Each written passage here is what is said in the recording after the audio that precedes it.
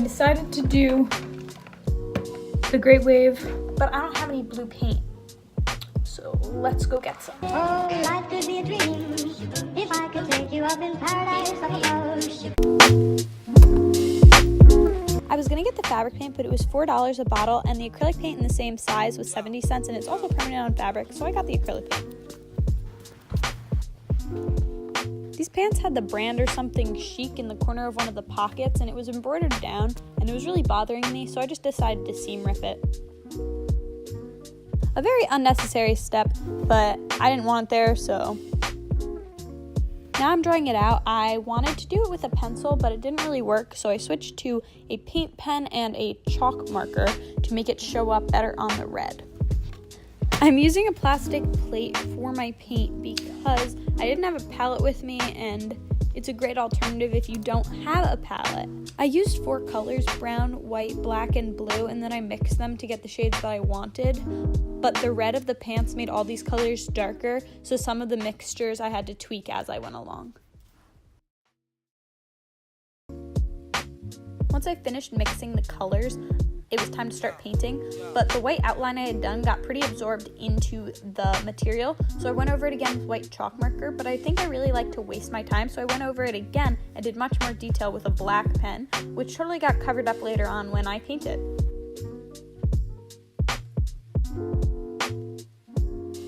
Although this was a waste of my time, it is nice to have a detailed guide because it's less work later on when you're painting it because you already know what colors go where and you don't really have to think about it. It's more like painting by numbers. This is taking a lot longer than I expected it to. I have 5 assignments due at midnight and I have a quiz tomorrow.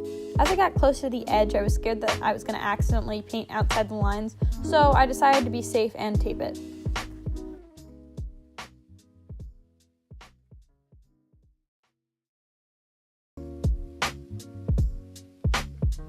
I've been reading this book called Player Piano. It's basically about machines taking human jobs and like what it's gonna be like. You know, like when you're in a grocery store and now like all of the checkout lines are self-checkout. How far can it go? Like how many jobs do you think are gonna be automatic? Because I feel like it's happening at a pretty frequent rate. Like it's just getting more and more. It's making me super existential and like nihilistic. For the pants, I took out chic with seam ripper and I forgot that I dyed these pants.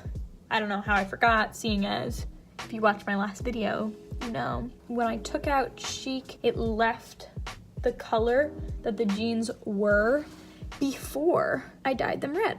So I'm contemplating what I should do with that. I ended up going over it with just a little bit of red paint. I had to go over the white a bunch of times because it kept looking pink because the red of the pants kept shining through behind it. Most people aren't looking at this painting every day. It really doesn't have to be 100% accurate. It more just gets across the idea. I accidentally dropped my blue paintbrush onto the right pocket, but I covered it up with some red paint and I don't think it's that visible anymore. I'm using a black fabric marker to outline the waves and add detail. So this is my finished product. I'm really happy with how it turned out, much better than expected. I added some light blue shadows and let it dry. Luckily, acrylic dries really fast, so I didn't have to wait too long. Then I went over it with my hair straightening iron, which makes the acrylic paint permanent, and it's all done. I forgot to close my blinds while I filmed this, and a whole group of kids watched me flail around trying to show off my pants. My goal was to match my tapestry, and I'd say I accomplished that. If you like this video, you'll definitely like my other ones, so be sure to subscribe, and I'll see you really soon. Oh, life could be a dream if I could take you up in paradise like a rose. If you would tell me I'm the only one that you love.